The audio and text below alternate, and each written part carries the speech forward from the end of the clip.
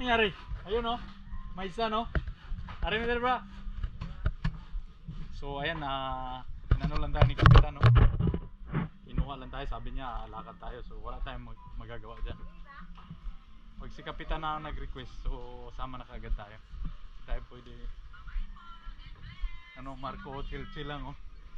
Kapitan nag-request pa-escort. Mahirap na hindi escortan to, baka nakawin ng taga-bantayan to. So ayan na, escort tayo kay Kapitan ngayon. Titignan niya lang yung area kung clear ba sa mga bisita. So ayan, medyo clear naman. Ano tingin mo Kap? Clear naman di ba? So titingnan lang nito ng ating butihing Kapitan ng ating mga bangka dyan kung ayos yung area. So ano tingin mo? Wala bang danger ngayon? Wala. Maganda yung panahon. Oh. Ayos no? So parang hindi. Wala kayong labas. So ito yung makikita natin ngayon dito mga kamaster. So ito yung isla no. So since ako naman ang may medyo local dito, so ako yung security guard niya ngayon.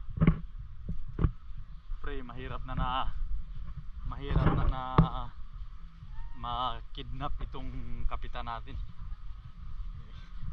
Patay tayo nito sa ano natin. Busing, wala nang mag ano dito no. So tangina, ang init ka, balik na tayo. Ano bang kalukuhan tong pinagagawa mo eh? Vitaminas katawan yan. Nadamay mo pa ako eh. Init-init oh, buti ka naka-sombrero. Pirate style din. Oh, Diyos ko po, itong kapitan na to. Nako. Dinamay pa ako sa kalukuhan. So ay mga master, medyo titingin lang siya, hindi niya pa naikot na naglakad dito eh. Nung naglayag nakaikot kami pero maglakad, so hindi masyado. So ano naman kaibahan ng Boracay ngayon sa kanang Bantayan Island? Tika lang ha, kasi mga kamaster, medyo madumi lang yung area natin kasi ang hangin ngayon is habagat galing dito ha. So kaya yung basura, yung mga sewage, hindi naman basura yan, mga sewage dito napupunta, which is normal. Pero by October transition, November, magpapalit na ng hangin, mag-aamihan na yung tinatawag natin na northeast monsoon. So manggagaling naman doon sa northeast, nando na, galing na ngayon doon yung hangin. So ang nangyayari, papunta na paganyan ang hangin. So malilinis na to dito Kap. So ibig sabihin ngayon pa nga lang, ang ganda-ganda na ayan oh. So pag nagbaliktad na yung hangin, malilinis na to. So ano naman oh, anong masasabi mo? Boracay versus Bantayan Island.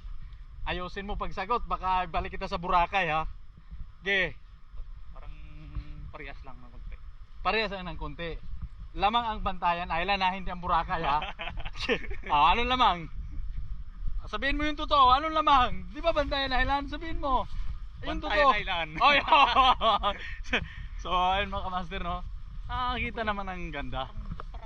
Oh, ano yon? Yan makita natin, parang ano talaga yon.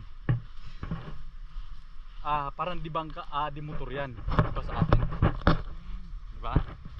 Pero may layag.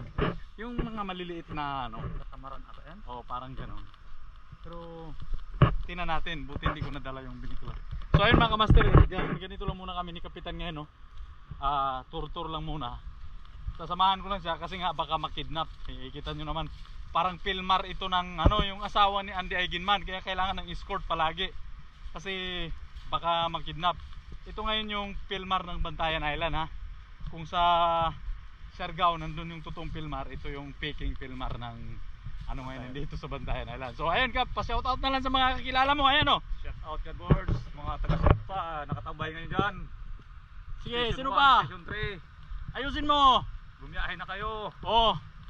Baka wala kang biyahe dyan, papupulang sa Ninyog. Oh, mga wala kayo sa ayos, ayusin nyo, bumiyahe kayo. Kasi dito hindi pa ito bumabiyahe, nasisiraan na ng Napait. So ayan malaki yung boses natin kasi malaki talaga. So ayun, shout out sa inyong lahat dyan mga Parao team. So from Bantayan Island to Boracay, Pangasinan, Bohol, lahat ng tourist destination in the Philippines, we are fucking out!